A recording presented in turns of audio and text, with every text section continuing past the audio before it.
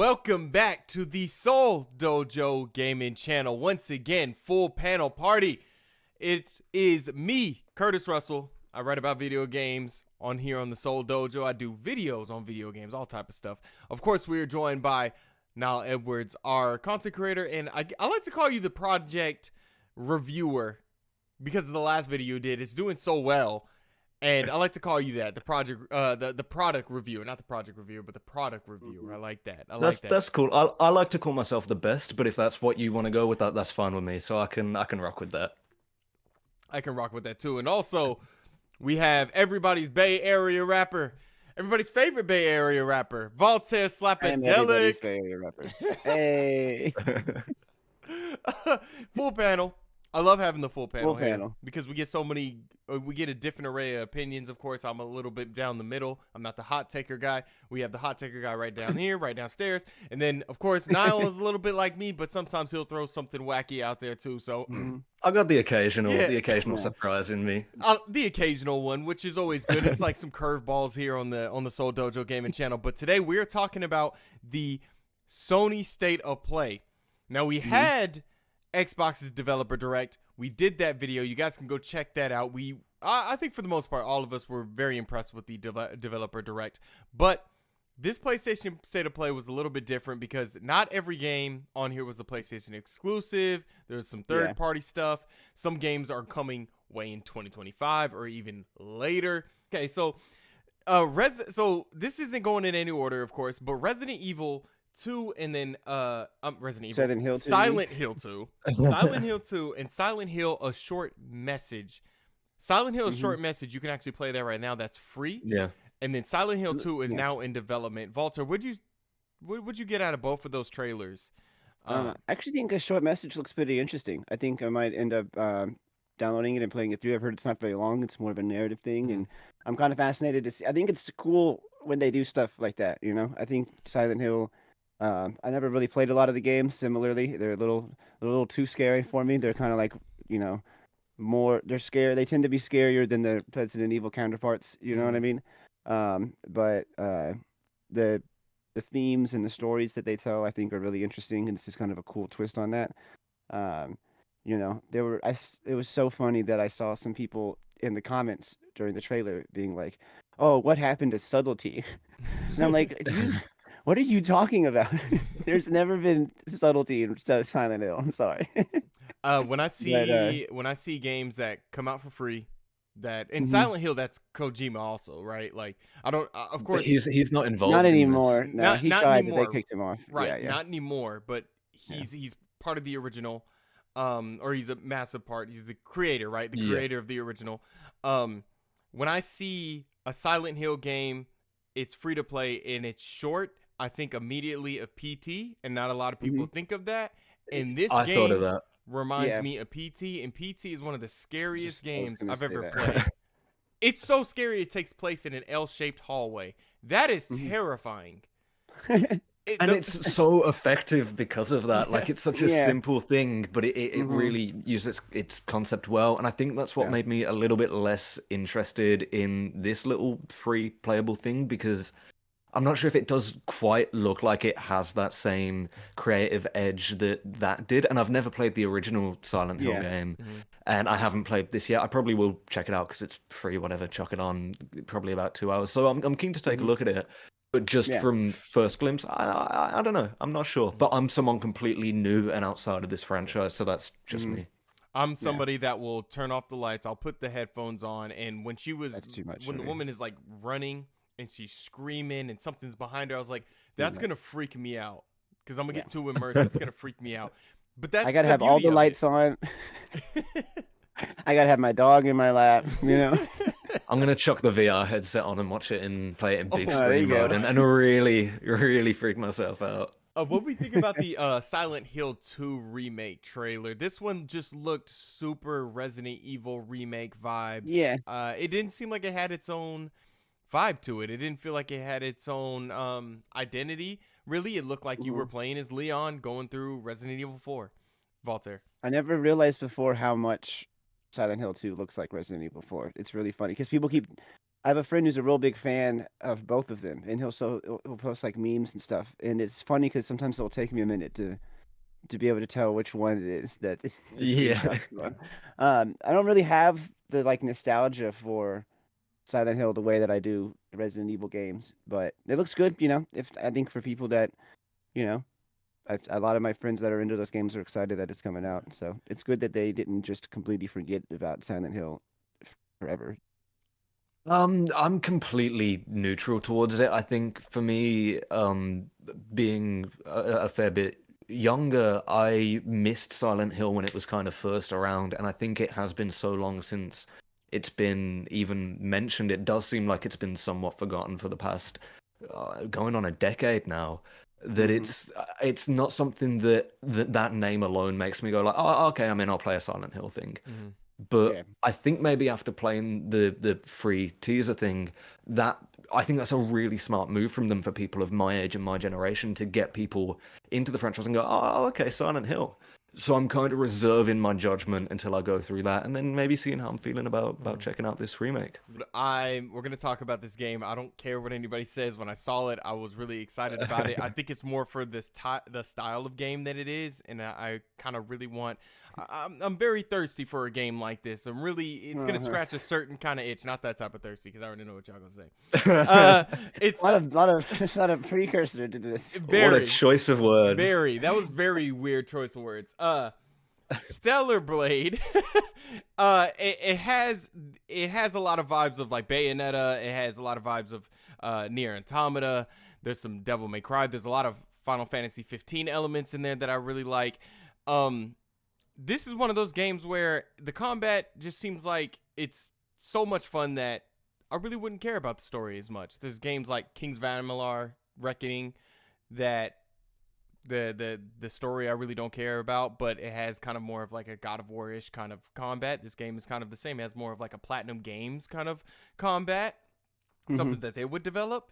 And it just looks interesting to me in that point. I am kind of itching for that JRPG hack and slash kind of vibe. I don't know what you got from it, Voltaire. Yeah, I mean, so I watched that little laugh says a lot. I watched the trailer with my wife, and we were both just really, really laughing about how it does the thing. It leans pretty heavily into the thing where the male characters are like head to toe body armor, like hoodies and like all that kind of stuff, and then all the female characters are like spandex and like bikinis, the jiggle physics. I was like, come on, man. I'm sure if you're a fan of like the Bayonetta kind of games and stuff like that. A lot of people in comments were really excited about that stuff too. But I wasn't the only person who was laughing about the aesthetic choices. Somebody did say to me, it's like a hornier Nier Automata, and I'm like, hornier is probably a good word to say, because in Nier Automata you play as a woman in the shortest black dress, so like maybe even more hornier. Yeah, that's right. But what'd you think about it, Niall? This is one that I like. In concept, it's kind of interesting. A lot of where it's taken its influences from are games that I've either played and liked or not played but thought I might like. I'm not too deep into the genre. There's always the opportunity for me to play it, but I don't think this as a whole. I think it takes so much from its influences that it then becomes watered down and looks almost like a blander version of them, just personally. They also stole the name of the last human city from The Matrix, so that's a point against it from me, because you can't steal from the greatest film ever made. Like, you just don't do that. That's not allowed. But like graphically it looks really good, and I think the gameplay looks interesting. It's just not something that at a first look I'm particularly interested in personally. To summarize, sorry, Curtis. Yeah, I was about to say. To summarize, only Curtis is excited about this game. Yay! All right, let's talk about Judas. Judas finally got we finally got to look at the game from the creators of BioShock. You can definitely tell about tell. In the trailer, there is some weird animatronic stuff going on. There's some weird stuff. There's some weird scenes. There's some shooting and doing this hand power. Oh, like hand power BioShock stuff like that. Stuff going on. Yeah. Some really cool creature design that I liked. Yeah. The design is great. The design looks Is it really in good. the BioShock universe, or is it like a spiritual successor kind of I thing? would say it's a spiritual successor. That's Okay. what I would say. It's the funny thing is people are saying the Death Stranding 2, which we'll talk about. The Death Stranding 2 trailer is very cryptic and weird. No, this to me is more cryptic and weird than that. This game looks like there's a lot going on. It's going to have a very strong narrative, just like BioShock, and I can't wait to see what the gunplay is like, the combat, and how everything kind of intertwines together. Voltaire, what do you think about Judas so far? Yeah, I agree with everything that you said. It looks super interesting. I mean, I would say that I think the Kojima stuff was a little bit stranger, but but I do agree with everything else that you said. I think I really am into BioShock. I really loved the first game. I recently played through the second game on Game Pass, and they're just really good narratives, very like fun gameplay, like a good balance between story and gameplay. We were trying to figure out like which you know conservative philosopher they're going to be making fun of this time. You know what I mean? Exactly. The Yeah, BioShock, that's right. and the BioShock games are all very clearly making fun of Ayn Rand and stuff. And so I was like, I wonder if there's going to be very similar kind of themes to that. So, Niall, what do you think about Judas? It looks weird and I like it. Like I'm so into having like just a cool, strange, immersive experience like that, that in a similar way to what we'll talk about with what was announced with Kojima, it feels like a very nuanced and brave game, even though it is playing so close to the line of what those BioShock games were. It feels like even that game is so brave back then that even if that game exactly as it is came out now, I still think it'd be considered quite like a wonderful like milestone. And so I'm just super excited to see what this like generation's version of that will look like and how it will play and what its narrative themes are going to be like. I'm super excited for what that just experience as a whole is going to be. I think it's going to be a real contender for game of the year for me whenever it does come out. That is a good shout. I think it will be too. Depends on what does come out that year. But no, I think that's a really good shout. Let's talk about Rise of the Ronin.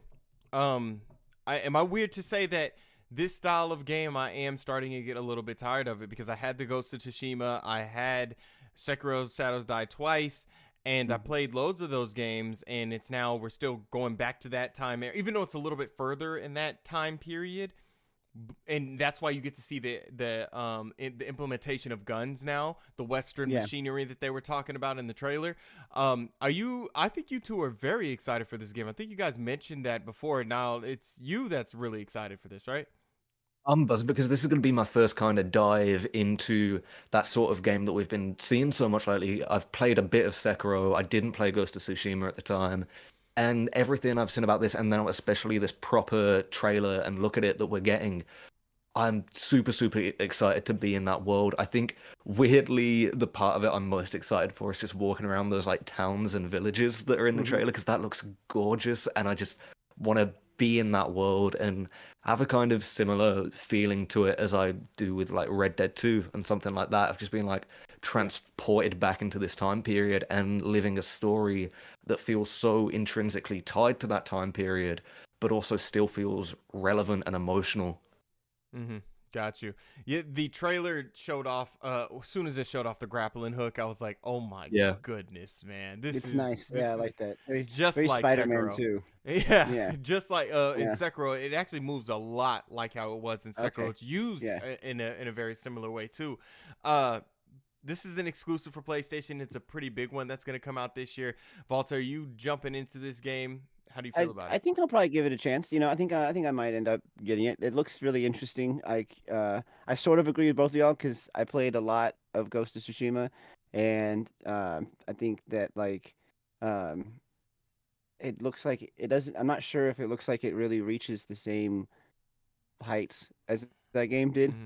And so, but it still looks good. I guess that was sort of my takeaway. It was just like, yeah, this looks interesting. I don't know if it's gonna inevitably be compared to Ghost of Tsushima. And I don't know if it's going to measure up, but it still looks like it's a pretty fun game. Which is Death Stranding 2. Now, you both have played Death Stranding.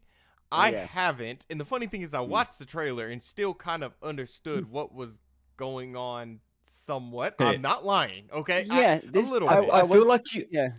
I Yeah, feel I like you was might actually understand it a little less if you had played the first game. Like, I honestly think. probably, yeah, yeah, because there's some stuff like some of the characters are a little different, and there's some stuff in there that I'm like, what is happening here? What's Uh, going on? What does this mean? You know? But in terms of like compared to the first trailer for the first Death Stranding, this one actually shows you what the game is about. It shows them fighting enemies. It shows like their base. It shows the mechanics. It shows like what looks like to be like a boss fight. Well, I didn't know any of that was in the first game when I first started playing it. You know, so like the first time you had to fight like a boss, it was like kind of a surprise. You know, kind of caught me off guard. And so this time they're actually showing all that kind of stuff in the trailer. But yeah, I think Niall hit the nail on the head. If you had played the first game, it's all the stuff that they didn't say in the trailer that is just that they sort of hinted at. Then I'm like, what is happening? I was Yeah. left flabbergasted. It's yeah, definitely. This game is it introducing guns? Because the first game didn't have guns, did they? It did. It It did just really- you didn't use them a lot. You know, it was more of like an in-game sort of a deal. Like it encouraged you to use to like tie up your enemies or like knock them out versus like actually killing them. And so the guns were mostly specialized weapons to fight like particular enemies for the most part. And if I'm remembering right, you didn't get them until like a fair bit into the game. Yeah, and you didn't get like real guns that could kill people until very far in the game, and they were kind of like, Yeah. you shouldn't really use this. You know what I mean? This is for like chasing you in their car or something like that. You know. From what I got in the trailer, it looks like guns are going to be used a little bit more. I got that too because it looks like there's robot enemies and stuff that you have to like go into like full on shootouts with. Right. Niall, I really want to get your take on this because you played Death Stranding. You were actually really, I think at one point you were like, this is an amazing game. Yeah, and then I flipped on it at some point. There was like a moment where I was like, oh, but then I was straight back in. It's one of them weird, strange experiences. And watching this trailer, it like hit the same part of my brain that I do when I'm watching like a trailer in the cinema and go like, oh, I want to see this on IMAX. Like I want to see this in a big like 1.43 screen. Like I wish there was any way for when this game to come out, me like take my PS5 to an IMAX cinema and be like, yeah, just let me hook it up on the HDMI. I want it on the big screen because it looks like it's going for that spectacle that makes it feel like a Nolan film, but with emotion, which Nolan doesn't always do amazingly. Yes. But I'm just super excited for, I keep saying this word on this video, but the experience that's going to be. And Sony keeps talking about in their marketing for the PS5 about immersion and them not being games, them being experiences. And I think that's why this game is something they're going to put so far in the forefront and really market. Because not only is it a huge thing having a Kojima game on your platform, and that's a big event as is, but I think it's really pushing that idea of an immersive experience. And I'm super excited to see how Kojima plays with that, especially with him seemingly wanting to stretch further and further into making the concept of a video game being a bit more abstract, and where that quite fits in the ecosystem of media as a whole.